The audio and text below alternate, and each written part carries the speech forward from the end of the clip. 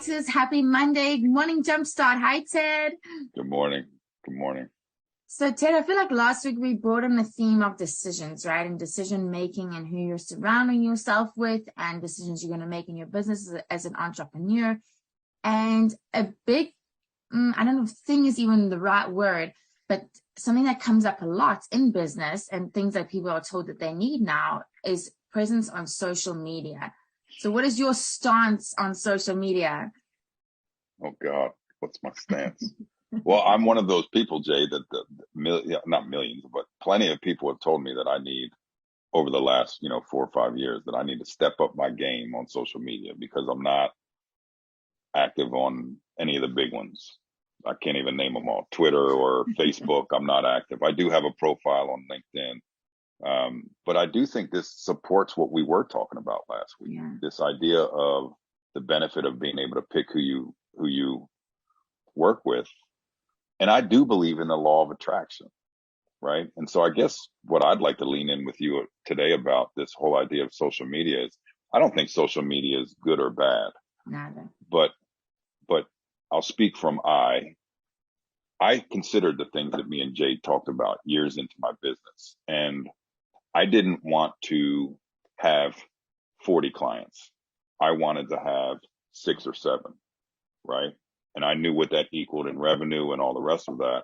And so I have been very, very conscious not to just put a bunch of things out on social media and then try to attract dozens and dozens of people that want to work with me. Mm-hmm. That wouldn't be fulfilling for me because I want a sense of partnership with the people that I work with. It didn't fit for me. Now it might fit for many people that we're on here with. So I do think you really have to think about what social media channels you're going to use, how you're going to use them. Are you going to be brave enough to be authentic? And this goes back to what Jade and I talked about. Like, if you choose to put out rubbish about who you really are and your skill sets and the rest of that, you're going to find yourself with clients that don't line up with who you are, which is what we talked about last week. And that's tough. That's really hard to do. But I also think it's hard to do as you present yourself and you're, as we said last month, putting foot on path. It's a scary adventure. And so I think kind of human nature goes, well, we got to put our best foot forward. I joke around and I say fake book because, my wife does a little bit of Facebook, and when she shows me stuff, it's everybody's highlight reels, and not everybody. So I'm not bashing Facebook. I'm not doing that. But I think that would be our inclination as somebody just putting foot on path. Let's just go put all this stuff out about how wonderful we are. Well, consider what's that going to attract, right? Yeah. Not to say you shouldn't be using social media to promote yourself. And so I don't know what my stance is. I know what my stance is for me. I'm not a naysayer. I've seen social media do marvelous things for people, but I've also seen people, if I'm speaking honestly, lose their way on social media because they want to portray themselves as something. And what they don't know is the majority of people behind their backs are like, oh my God, do you see what they're posting all the time? And caring and curious. There's a fine line, caring and curious, right? Yeah. And, like I've always said, and I think I've even said this on a Monday morning Jumpstart, it's kind of like the solopreneur that everything they put on social media speaks to their global clientele. And we worked with 400 companies in the past 500 years. There is no we and there's no global, but that's what you're presenting. And so all of a sudden you live in small town Wisconsin and somebody from France is calling you because you're global. Then they're asking you to come over. Do you want to go over to France? No. So I'm being a little playful with it. Yeah. But I also don't think that's way out of bounds because I do think some people present themselves like that. I think with everything we talk about, we're trying to bring a level of awareness into everybody's minds and consciousness of your actions, right? And I think if you're I shouldn't say playing the social media game, but if you're on social media, period, I think you need to do everything with action, right? Like because you have now a voice, which can be an incredible thing. How are you using your voice? And I think it's also different for writers in the sense because social media can be twofold. It's for yourself and then potentially for your clientele. And Yeah. I think for both of those things or those people, you only need to be where who you want to attract is, right? So as much as I would pay millions of dollars to see Ted on TikTok, So my kids. Ted is never going to be on TikTok. Oh, there we go. Because that's not where his people are. And so I think no matter what anybody tells you, you don't need to be in all places and at all times. And just like we talked about last week, how if somebody is not for you, you don't have to do that thing or engage with those people.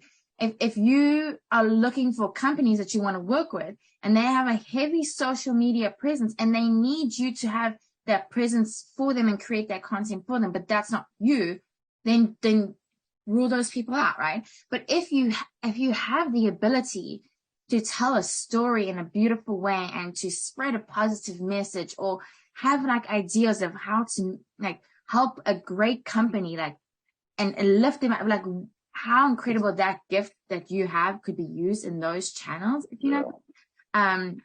But just again with that level of awareness of like, am I doing this correctly? Who am I doing this for? Like, am I coming from a place of good?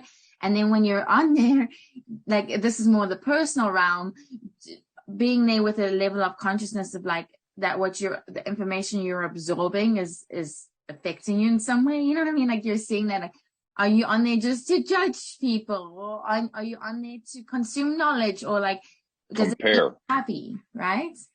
Yeah, there's one of the things entrepreneurs do on social media is compare. Yes. Look what they're doing. I need to Yes. be doing that. Well, maybe you need to pick up some of that, but maybe you don't need to do that. I think social Yeah. media, we do a lot of comparing. And we've talked about Yes. that on a Monday morning jumpstart. I don't think that's a healthy way to go about business versus No. defining your path. Um, and again, I think Jade's onto something that you should really do your research on what social media platform will work best for you. Like TikTok, no, I wouldn't be on TikTok. I have seen some business owners do some brilliant, and the word that I'm going to put behind it is human stuff on TikTok. Mm-hmm. Mm-hmm. Humorous, vulnerable, real, which painted them in a very different human light, Yeah. right? Yeah. Brilliance on TikTok. Yeah. That they attracted very different people to their business because people saw them as buttoned up and this and that. And then all of a sudden they're doing different things on TikTok, attracted a whole different market. So And you can build again, an audience there very quickly. So, you know, and this is the other part of it, Ted. I think learn about them all. As a writer, like, I don't think you should ever say, oh, no, I can't do that thing. Like, I can't, you know what I mean? Like, learn about all of them and then decide, like, where do you think you can be of the best use? Where can you spread the messages you're looking to spread? What will help your clientele?